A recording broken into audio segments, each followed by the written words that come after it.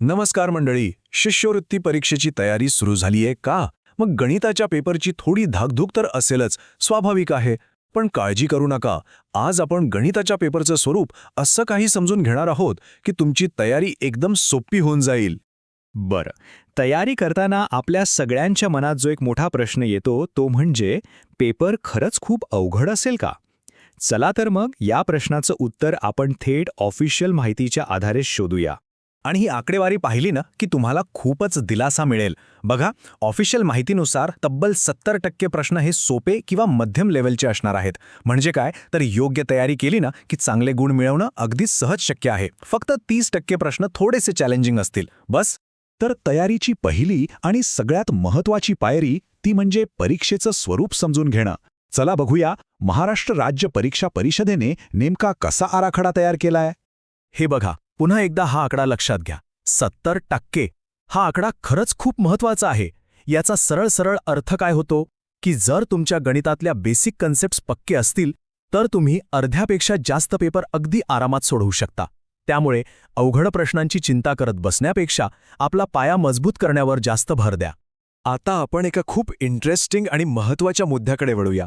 तुम्हाला माहिती आहे का की या परीक्षेचा अभ्यासक्रम म्हणजे सिलेबस हा आधीच्या 5वीच्या स्कॉलरशिप परीक्षेपेक्षा वेगळा आहे. आणि हे बदल जर तुम्ही समजून घेतले ना तर तुम्ही खूप स्मार्टपणे अभ्यास करू शकाल आणि इतरांच्या नक्कीच पुढे राहाल.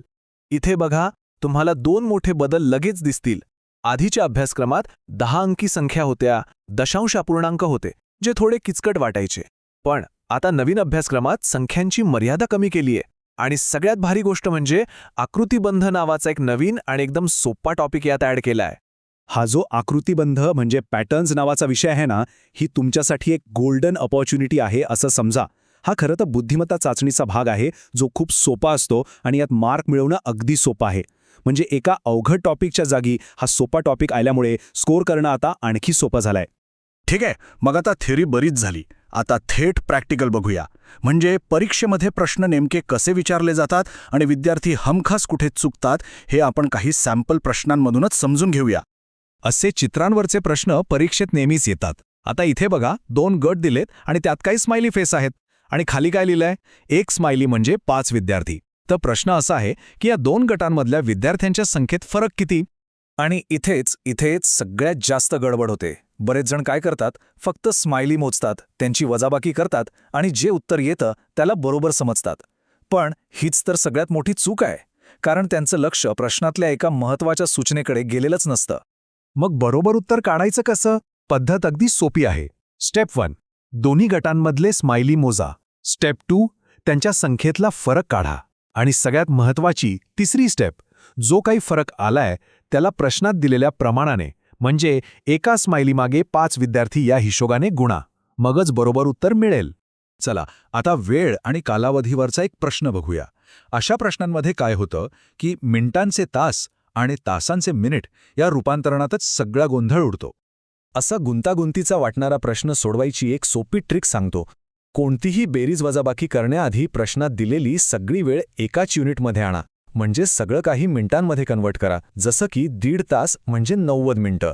एकदा का सगळे आकडे मिनिटांमध्ये आले की कॅल्क्युलेशन करणं एकदम सोपं होऊन जातं आणि चुकायची शक्यताच राहत नाही. आता आपण एका अशा महत्त्वाच्या सल्ल्याकडे येणार आहोत जो या परीक्षेचे ट्रेनर्स नेहमी अगदी वारंवार देत असतात. आणि हा सल्ला म्हणजे एक मानसिकता आहे जी तुमच्या तयारीची दिशाच ठरवते. प्रॅक्टिस पेपर सोडवताना अनेक विद्यार्थ्यांना एक प्रश्न हमखास पडतो. सर, हाच पेपर जसाच्या तसा परीक्षेला येणार आहे का?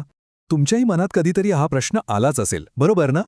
तर याचं उत्तर आहे नाही, हाच पेपर येणार नाही. पण अशाच प्रकारचा पेपर नक्की येईल. म्हणजे काय, तर त्यातले आकडे बदलतील पण प्रश्नाचा फॉर्मॅट, त्याचा प्रकार तोच असेल. लक्षात घ्या, सरावाचा उद्देश आकडे पाठ करणं नाहीये, तर प्रश्न सोडवण्याची पद्धत शिकणं आहे. हे समजून घेणं खूप महत्त्वाचं आहे. तर आतापर्यंत आपण परीक्षेचं स्वरूप बघितलं, अभ्यासक्रम समजून घेतला आणि होणाऱ्या सामान्य चुकांबद्दलही बोललो. चला तर मग या सगळ्या माहितीला एकत्र करून तुमच्या तयारीसाठी एक फायनल आणि सोपा रोडमॅप तयार करूया. तर तुमच्या यशासाठी हे 5 मुद्दे कायम लक्षात ठेवा. पहिलं, परीक्षेची 30-40-30 ही काठिण्य पातळी समजून घ्या. दुसरं, नवीन आणि सोप्या अभ्यासक्रमावर फोकस करा. तिसरं, प्रश्न पाठ न करता प्रश्नांच्या प्रकारानुसार सराव करा. चौथं, युनिट्स आणि प्रमाण यासारख्या छोट्या गोष्टींकडे नेहमी लक्ष द्या. आणि सगळ्यात महत्त्वाचं 5वं, 70% सोपे आणि मध्यम गुण मिळवण्यासाठी आपल्या बेसिक कन्सेप्ट्स एकदम पक्क्या करा. तर मग आता परीक्षेचं स्वरूप तुमच्या समोर अगदी आरशासारखं स्पष्ट आहे आणि तयारीचा मार्गही तुम्हाला सापडला आहे. मग आता सांगा, ही परीक्षा एक आव्हान आहे की एक संधी? मला वाटतं योग्य नियोजनाने तुम्ही हे आव्हान सहज पेलू शकता.